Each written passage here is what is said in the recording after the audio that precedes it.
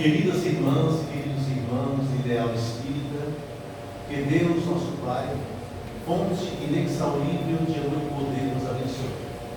E que o nosso Mestre Jesus, o benfeitor e comparável de nossas vidas, e amigo incondicional de todas as horas, nos envolva com a sua infinita e misericordiosa paz. É como eu sempre digo, diante de um tema tão importante, vocês mereceriam um tremendo orador, mas na falta dele, vocês ficam com um orador tremendo mesmo. Platão, o grande filósofo, o principal discípulo de Sócrates, quem mais escreveu sobre Sócrates, escreveu um livro cujo título é A República, onde ele narra alguns fatos atribuídos a Sócrates. E neste livro, A República de Platão, ele conta uma parábola que deu o nome de O Mito da Caverna e atribui a Sócrates. Conta Platão em O Mito da Caverna que havia uma grande caverna iluminada pelas chamas de uma fogueira que ficava a alguns passos à frente da entrada da caverna.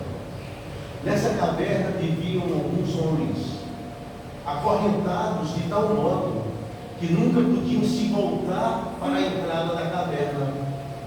Eles sempre estavam amarrados, acorrentados, de modo que só podiam ver o fundo da caverna. E as suas sombras, projetadas pela fogueira que ficava poucos metros à frente da caverna. As suas próprias sombras, as sombras de animais que passavam entre a entrada da caverna e a fogueira, alguns pássaros, enfim. Eles só conheciam o mundo das sombras. Para aqueles homens que nasceram e viveram naquela floresta, sem nunca terem se voltado para a entrada, a realidade que eles tinham e conheciam era o mundo das sombras. Eles não conheciam outra realidade. Um dia, um daqueles homens, não se sabe como, conseguiu se libertar dos grilhões, das correntes que o aprisionavam. E ele se voltou para a entrada da caverna e os seus olhos ficaram turvos. Ele ficou meio cego, porquanto não estava acostumado à luz. Então, quando seus olhos foram se acostumando com a luz, ele foi saindo do interior da caverna. Ao sair da caverna e os seus olhos se ambientarem com a luz solar, ele ficou deslumbrado com um mundo novo que ele acabava de conhecer. Um mundo colorido, de pássaros multicores, de florestas verdes, de flores multicores também, um vento que lhe batia no rosto, um sol brilhante que lhe aquecia a nuca, um rio caudaloso que passava, um mundo exuberante de cores, diferente do mundo das sombras que ele conhecera até então. Então ele se deslumbrou com aquele novo mundo que acabou de conhecer e saiu saltitante, parecendo um moleque, um menino, pulando de alegria e saboreando aquele novo mundo. Passaram-se os dias. Ele então se lembrou dos antigos companheiros da caverna e resolveu voltar para dar-lhes a notícia de que havia vida fora da caverna e vida em abundância. Ele volta e, ao entrar na caverna escura, seus olhos ficam agora turvos novamente, porquanto, agora acostumados com a luz, ao entrar num ambiente opaco, suas vistas ficam turvas novamente. Ele então tropeça em um, tropeça em outro, eles acham que ele está bêbado, ele vai à frente dos homens e fala-lhes: existe um mundo lá fora, um mundo colorido, a realidade principal. A realidade, meus amados, não é esse mundo das sombras. Existe um mundo lá fora colorido, multicor, exuberante. Mas aqueles homens da caverna, acostumados com as sombras, para eles a única realidade é aquela, não acreditam no homem, acham que ele está bêbado e delirando. Não acreditam, então o homem sai, vai curtir a vida fora da caverna e aqueles homens ficam lá, achando que aquela é a única realidade que eles têm. Então, Platão, ao contar esse mito da caverna, ele compara a vida na caverna com a terra e a vida fora da caverna com a vida espiritual. O mundo das ideias de Platão, o mundo verdadeiro segundo ele. Olha, 400 anos antes de Cristo. Então ele faz essa comparação. E eu vou mais além. Se a caverna é a terra, o que aprisiona aqueles homens naquela caverna são as correntes, não é? Então as correntes estão no lugar do corpo físico. É o corpo físico que nos aprisiona aqui na terra. Saindo da caverna, a gente não pode sair com esse corpo físico, que são os grilhões, que são as correntes, precisam ficar na caverna. E é o que acontece, o corpo físico fica ou sepultado ou penado. E no outro corpo a gente precisa sair. No outro corpo a gente precisa sair. Que corpo é esse? Seria o corpo perispiritual que os antigos egípcios chamavam de Ka? Que Pitágoras, milhões de anos antes, chamava de carne sutil da alma? Que Paulo de Tarso chamava de corpo celeste? Que a doutrina espírita chama de perispírito, fazendo uma alusão ao perisperma da fruta, que é aquela película que fica entre a casca e o gomo da fruta. Sim, é preciso sair da terra, da caverna, com este corpo sutil, que é o corpo perispiritual. Paulo, aos Coríntios, capítulo 15, ele fala: se há corpo terrestre, há corpo celeste. Se há corpo carnal, há corpo espiritual. Semeia-se corpo carnal, ressuscita-se corpo espiritual. Semeia-se corpo corruptível, ressuscita-se corpo incorruptível. É o que diz Paulo. É nesse corpo que os espíritos se apresentam. É este corpo que os médiuns videntes veem. Não é o corpo físico que não existe mais, que já foi cremado, que já foi sepultado. Porque quando morrermos, segundo Eclesiastes, o corpo volta à terra que o deu e o espírito volta a Deus que o deu. Neste corpo perispiritual, porque não pode existir um espírito sem corpo. Mas Paulo disse isso baseado no próprio Jesus. No próprio Jesus. Porque quem primeiro matou a morte foi Jesus de Nazaré. Quando voltou da tumba, quando voltou do sepulcro, provando-nos que a morte não existe, que iria preparar um lugar para nós, que há muitos lugares na casa do meu Pai, e eu irei preparar-nos um lugar. Mas não vos deixarei órfãos, mandarei um Consolador, um Paráclito, o Espírito de verdade, que lembrará o que eu disse e dirá muito mais. A teologia quis nos convencer até hoje, e quer nos convencer, que Jesus ressuscitou no corpo perecível, no corpo corruptível. Para quê? Que bobagem é essa? Para que Jesus iria ressuscitar num corpo judiado, torturado, massacrado, esbofeteado, ferido com a coroa de espinhos, se ele mesmo dizia que a carne para nada serve? Para que Jesus iria ressuscitar num corpo perecível, num corpo judiado e totalmente debilitado? Para quê? Primeiro, seria uma derrogação das leis de Deus. Não há possibilidade de um espírito desencarnado voltar ao mesmo corpo. Sem chance. Seria uma derrogação das leis de Deus. Então, em que corpo Jesus ressuscitou? Meus amados, reencarnar é de lá para cá e adquirir um corpo de carne. Isso é reencarnar. Ressuscitar é desencarnar. Ressuscitar é ressurgir no mundo das ideias. É ressurgir na pátria verdadeira. É ressurgir no mundo espiritual. E foi com este corpo perispiritual que Jesus ressurgiu na terra. E a prova e as evidências disso está na própria Bíblia, está no próprio Evangelho. É que as pessoas não querem ver. Quando Madalena o vê, que é a primeira a vê-lo, que quer abraçar, o que é que ele diz? Não me toques, porque eu não subi ao Pai ainda. Ele não estava materializado, ela não ia conseguir abraçá-lo e ficar uma situação vexatória. Ele desce com os 2 discípulos da cidade de Amaús no final da tarde de domingo. Ele vai descendo com os discípulos de uma cidade próxima chamada Amaús. E os discípulos conversam sobre o que aconteceu em Jerusalém naquela tarde. E Jesus desce com eles não reconhecem Jesus. Quando param para cear, Jesus parte o pão. E ninguém partiu o pão como Jesus. Eles reconheceram que era Jesus pelo modo como ele partia o pão.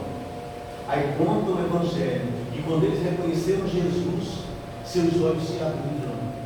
E eles reconheceram que era Jesus que estava com eles o tempo todo. Quando eles reconheceram Jesus, o que aconteceu? Segundo o próprio Evangelho, Jesus desapareceu. É isso?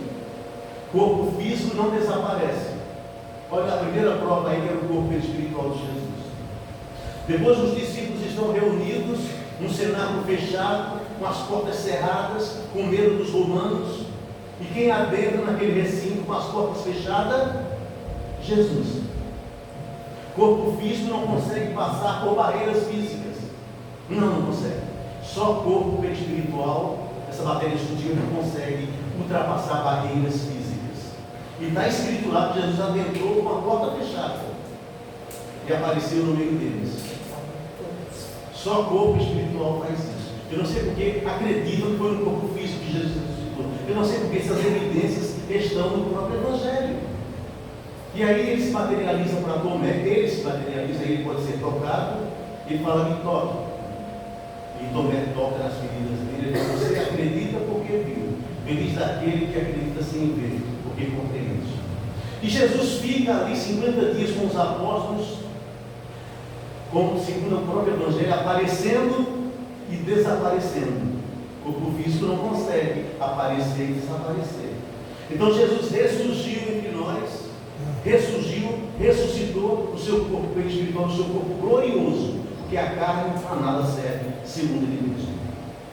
E depois de 50 dias ele pede que Pedro reúna os 500 da Galileia, para que ele se despeça deles, dá as últimas recomendações e ascende para os céus, onde a gente comemora hoje o dia do Corpus Christi, o dia em que Jesus ascendeu para os céus, diante daqueles 500 olhares que olhavam a ele ascender. Corpo físico não ascende aos céus, corpo físico não adentra em dimensão espiritual, só corpo espiritual. Então a prova está no próprio Evangelho que Jesus ressuscitou no seu corpo espiritual. É o corpo glorioso, é o corpo que os médiuns veem, que a gente, ao desencarnar, nos apresentamos aos médiuns, aos familiares, com as características que temos, para sermos reconhecidos. É assim que acontece. E tem muita gente que ainda tem medo de espíritos, acreditam nisso? Tem espírita que tem medo de espíritos. Vocês já viram isso? Tem espírita que morre de medo da morte. Se a gente fala aqui, decanta aqui o tempo todo que a morte não existe, e não existe mesmo. Só a vida e vida plena. Só a vida em vida em abundância. A gente acha que vida é isso. Essa efêmera existência que estamos aqui, isso não é vida, é uma existência para a nossa evolução, gente. Vida não é isso. Vida não é isso. Então as pessoas ainda têm medo da morte. Morrem de medo de morrer. A exemplo disso foi a pandemia. As pessoas achavam que se escapassem da pandemia nunca mais iam morrer. Acreditam nisso? Centros espíritas fechados, 5 da lei determina, quando o governo manda, tem que fechar mesmo, face vermelha. Mas eu vi centros fechados, até hoje está fechado. Até hoje fazendo palestras online com medo de abrir as portas. E eu me pergunto o que Jesus faria numa pandemia. O que Jesus faria? E a gente chega no púlpito e se vangloria, dizendo: nós somos detentores da terceira revelação. Nós somos os trabalhadores da última hora. A morte não existe. E depois alguns morrem de medo da morte. Mas é o instinto de conservação, é o instinto de preservação que impõe este medo. Conta-se, só para ilustrar, que a morte foi visitar uma cidade para ceifar 1000 vidas lá. Nesse inteirinho, o prefeito daquela cidade ia sair para outra cidade para um encontro político. E se encontrou com a morte no caminho. E perguntou para onde ela ia. Ela disse: eu vou à sua cidade ceifar 1000 vidas. Não, pelo amor de Deus, disse o prefeito, não faça isso.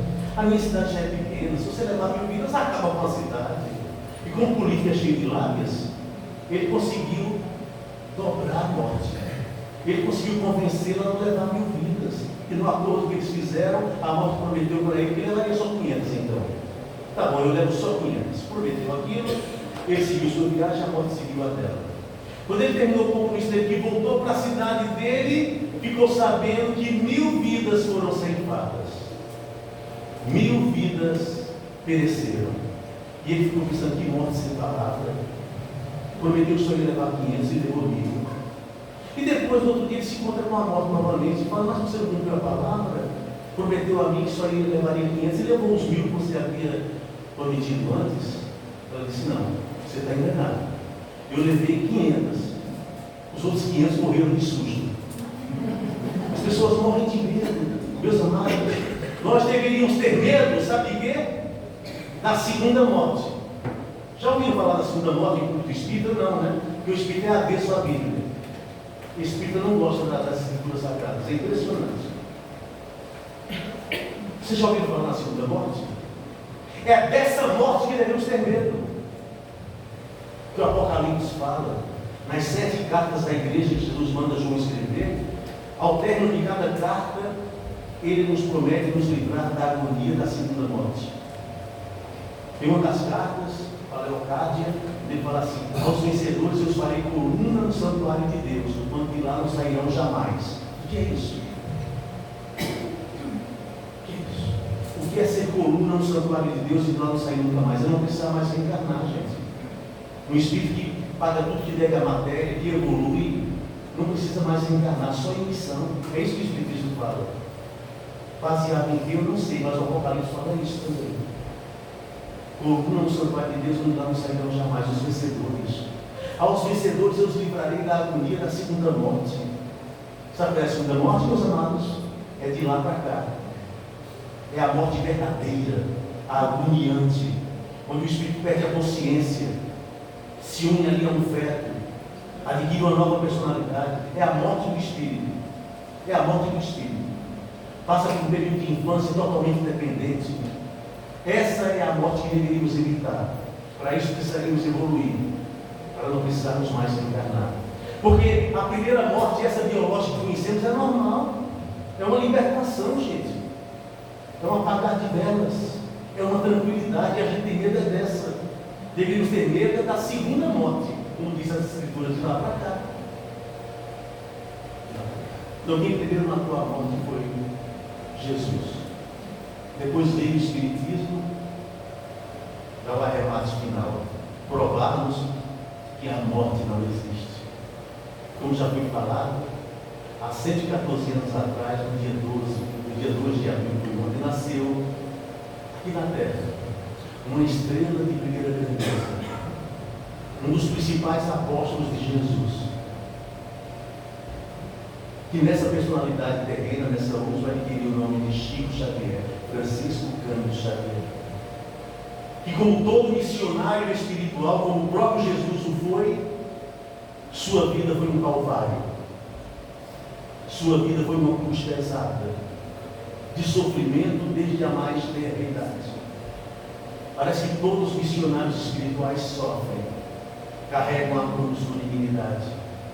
E assim foi a vida de Chico Xavier, a maior antena psíquica do planeta, que vivia entre dois mundos. Aliás, ele vivia mais do lado de lá do que do lado de cá, trazendo-nos informações de como é o mundo espiritual, provando-nos que a morte realmente não existe, consolando tantas mães que voltavam de Uberaba crentes, certas de que seus filhos viviam. Os chamados mortos estão mais vivos do que nunca. Mortos somos nós. Mortos somos nós, encarnados. Por isso que Jesus disse: deixai que os mortos enterrem seus mortos, quanto a ti, segue. Não se preocupe com quem mata o corpo, disse Jesus, e não pode matar o espírito, porque o espírito este é imortal. E a gente se esquece muitas vezes disso. E veio Chico Xavier, e ele começou a ficar famoso com os livros que escreveu, começou a ficar muito famoso e receber diversas homenagens, presentes. E ele não estava satisfeito com aquilo. Não é justo.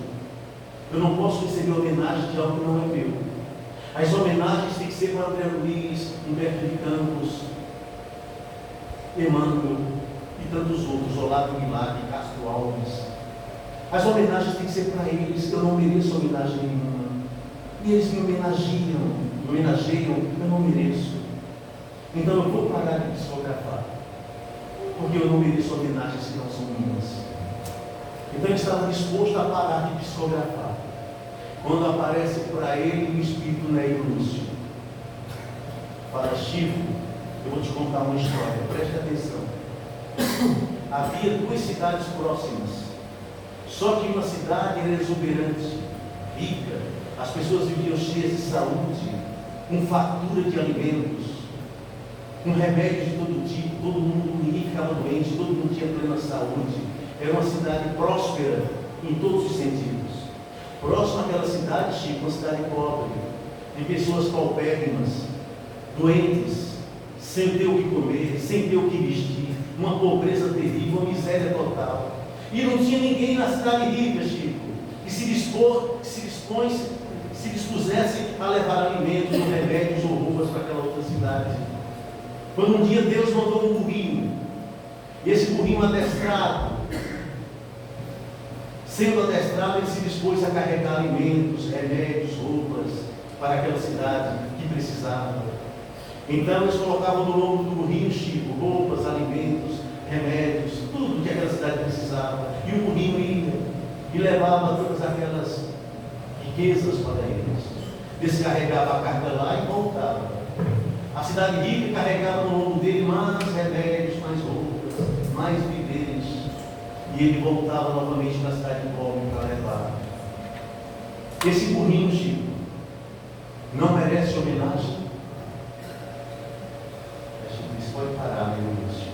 Como burrinho, então eu aceito o trabalho. E continuou, sempre se considerando um cisco, sempre se considerando um burrinho, trabalhando incansavelmente, vivendo de um parco salário que recebia da fazenda Modelo em Pedro Leopoldo. E assim viveu Chico Xavier, sem tirar um centavo das vendas de livros que ele psicografava. Um dia, depois de atender milhares de pessoas no centro espírita da prece, já cansado, a vista sangrando em cima no peito doendo, ele atendeu o último assistido do centro, mas ainda precisava psicografar livros madrugada dentro. Então, o espírito Antônio Flores estava perto dele e ele disse: amigo Flores, você que é pupilo do Dr. Bezerra de Menezes, vá até ele, peça que ele venha dar um remédio para as minhas bichas que estão doendo muito, senão eu não consigo continuar trabalhando.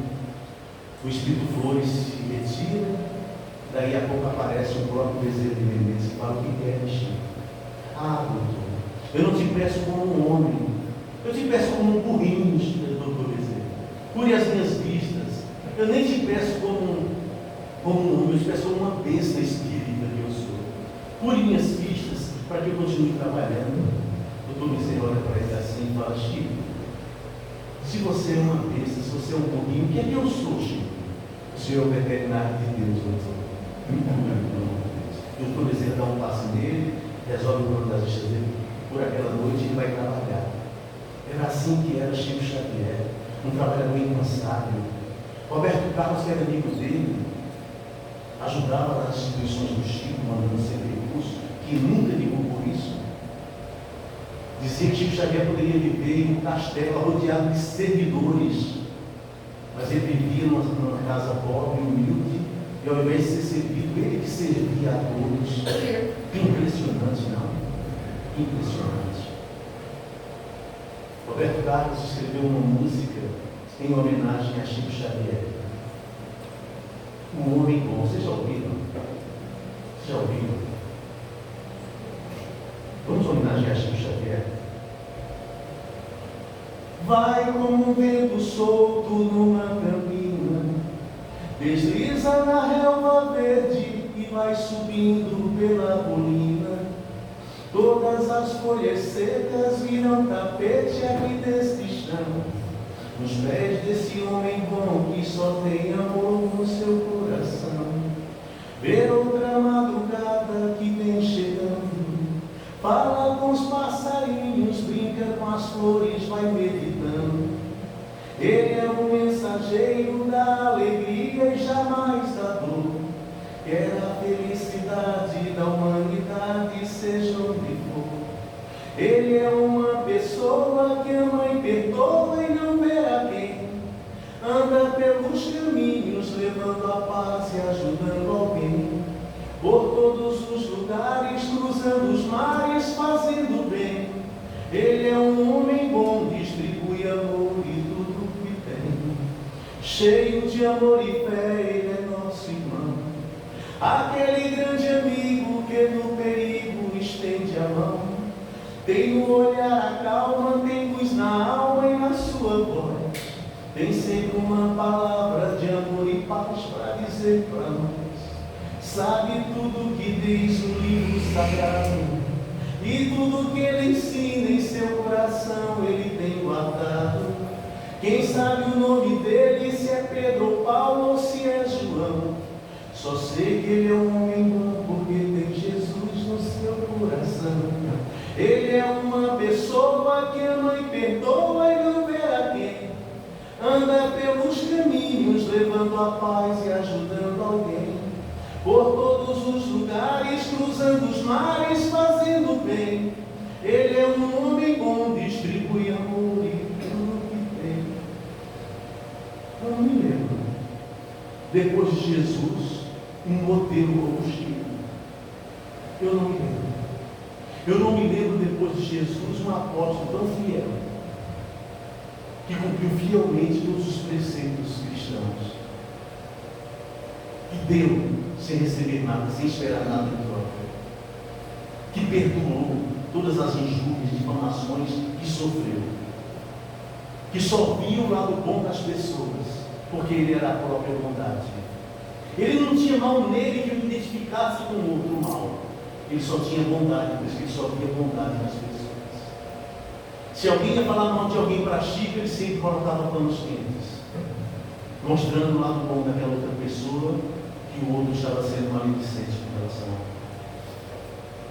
Jesus, no Sermão da Montanha, fala para que oferecêssemos a outra face, não é isso? Não é o oposto, gente. É mostrar o outro lado. A outra face é o outro lado da situação. Se te ferirem numa face, mostra, ofereça-lhe a outra. No mesmo Sermão da Montanha, Jesus disse: não reajas ao mal, mas pagai o mal com o bem. Foi isso?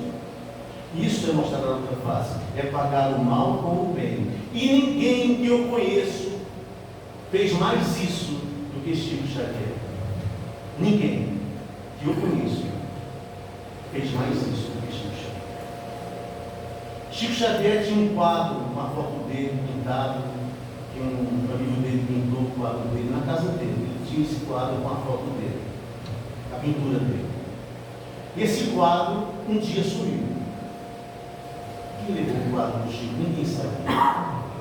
De repente alguém chega para Chico e fala: Chico, você não vai acreditar.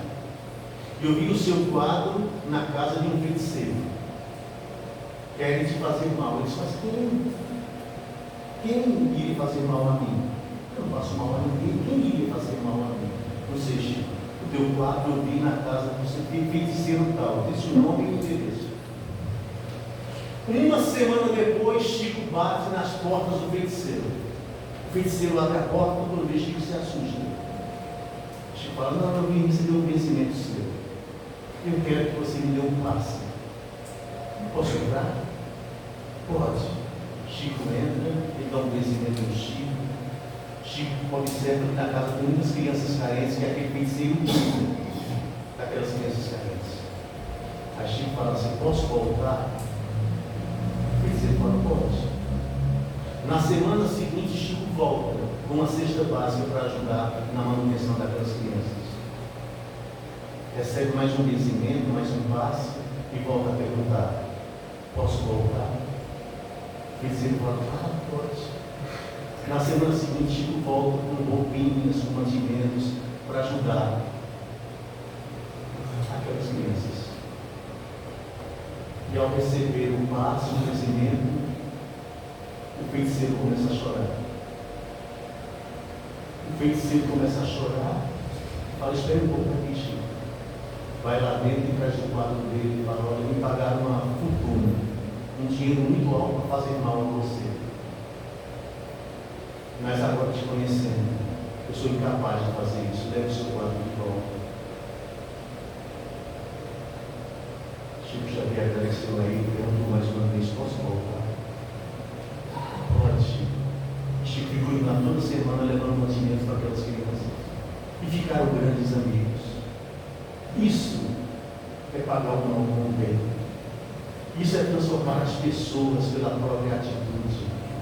A própria atitude transforma pessoas. Porque palavras até convencem, mas os exemplos arrastam. Jesus não é modelo? Não é isso que a doutrina espírita fala? Modelo é para ser imitado.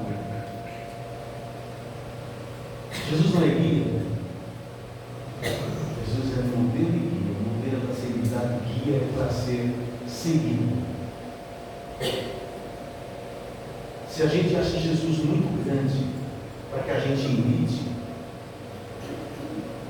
imitemos Chico Xavier, então, que é um contemporâneo nosso, que viveu mais ou menos na nossa época e que nos deu exemplo de humildade, de crescimento espiritual. Valeu a pena? Valeu. Valeu porque quando ele desencarnou, ele foi recebido no plano espiritual por nada mais, nada menos que a sua mãe desencarnada, Maria João de Deus, que o aconchegou nos braços, mas não ficou muito tempo com ele, porque apareceu Jesus. E ele entregou Chico para Jesus e ele adentrou em dimensões superiores. Chico Xavier convenceu pessoas que eram ateias, que eram crentes, que eram descrentes, com a mediunidade dele. Que ninguém como ele desbravou o mundo espiritual como ele o fez. Todos os anos ele vinha para São Paulo, todos os anos, fazer uma palestra na Federação Espírita. Ele aproveitava e procurava o seu oftalmologista, o Dr. Nardi, para cuidar das vistas caquéticas que ele tinha. Numa dessas viagens, o Dr. Nardi, descrente, não acreditava no espiritismo, no espírito, em nada, examinando as vistas do Chico, sangrando, bichinhazinha doente, pobres bichas de Chico Xavier. Perguntou: Chico, é verdade que você vê espírito, Chico? É verdade, doutor, eu tenho essa faculdade, essa facilidade de ver espíritos. O Nardi disse: mas nós somos com esses olhos, né, Chico? Seus olhos estão tão doentes, Chico, nós somos com eles, né? Não, doutor, eu vejo com os olhos da alma. É verdade, Chico? Se você vê com os olhos da alma, tem algum espírito aqui perto da gente aqui? Você consegue ver algum espírito aqui, Chico? Chico já tinha visto.